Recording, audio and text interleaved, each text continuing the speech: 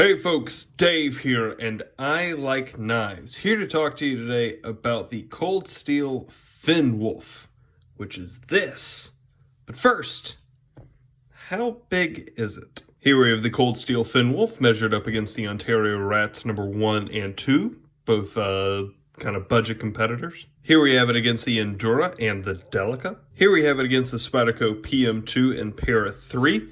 So you can see that in all of these comparisons, it has definitely been on the upper end of the larger knives. A little bit bigger in sharpened area than the PM2. And here we have it against the big grip. That's a Gerber Sedula. That is a Benchmade Griptilian and a mini grip. And here against a couple of its brothers, i.e. the only cold steels that I actually have. The Recon one up top and downstairs, the Cold Steel, of course, Double Agent 2. Just so you understand, this is my EDC. So whenever I talk about the knives that I have on me, I have 8 of these strapped against my ankles and various parts of my waist and torso. Don't mess with me. So the Cold Steel Thin Wolf, is one of Cold Steel's more budget offerings. And as that is, because it is Cold Steel, this is absolutely a great example of a lot of the work that Cold Steel is capable of doing, giving it a lot of the gold. However, again, the budget price tag, you know how that works, and material sacrifices, there's a little bit of garbage.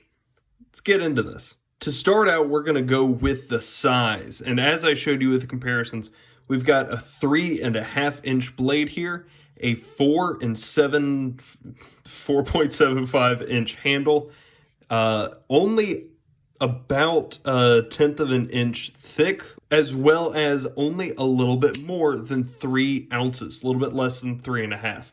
So this is a large knife. It's a decent sized knife, but because it's so thin with these Grivery, I believe, some kind of injection molded plastic, with no steel liners, that makes it incredibly light and incredibly front heavy, if that's something you're into.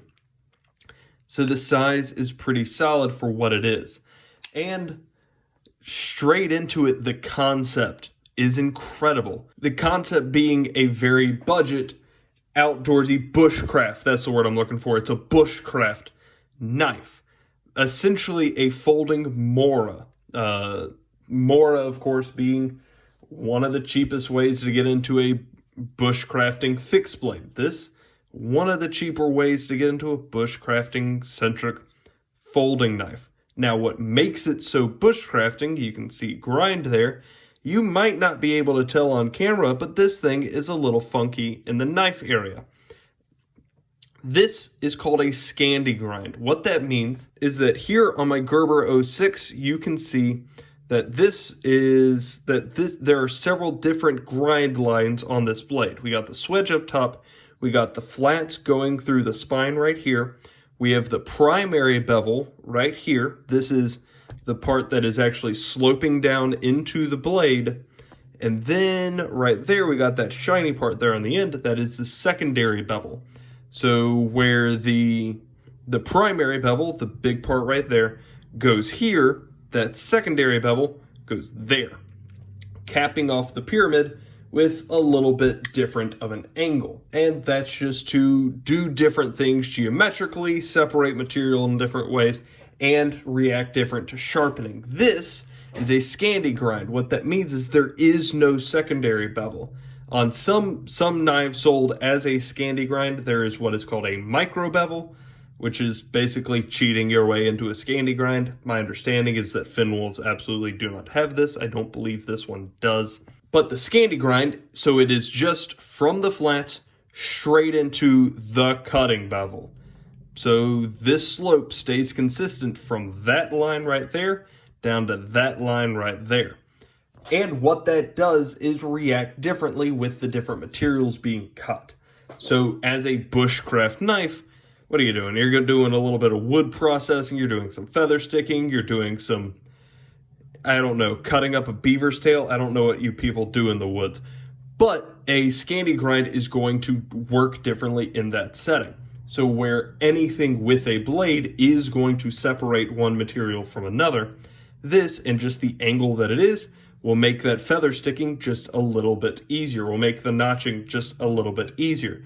Another thing this Scandi grind lets you do is it just makes it a little bit easier to sharpen. So on pulling back out the Gerber 06, so to sharpen this knife, you need to find that the angle of the edge blade right here, not the big one, the little one.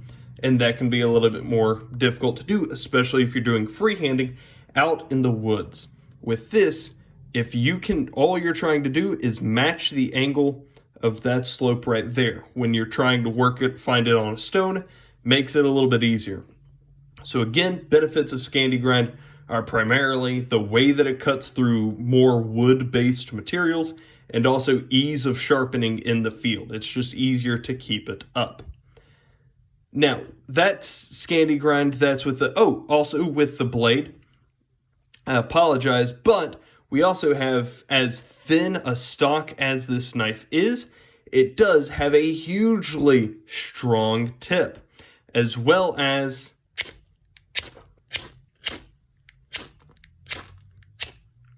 a 90-degree spine. Now what that's going to help you do is throw sparks off of the smallest ferro rod in the world to help you make a fire and make your room smell like burning sulfur. It's a pleasant scent. I'm sure you can smell it too. That's how cameras work. But that's, again, just part of the camping, part of the outdoors drive, I suppose. Now, that's what's cool about the knife. Let's go into what's cool about the handle, and that is, that's this right here. This looks like a normal backlock, no different from this Endura here. However, it actually is closer to this big boy here because this is a triad lock. This is the greatest lock in the world, or whatever. It's essentially a super beefed up version of a lockback, and it is proprietary to Cold Steel, this version of it. Triad being that it has 3 points of contact. It has back here, and right there. I'll explain that more when I get around to disassembling this. What that means is that I've never taken one of these apart, and I will understand it better when I take it apart, so bear with me in that way. Again, my understanding is, at least the last time that I looked, which was fairly recently, this was the cheapest way to get into a triad lock.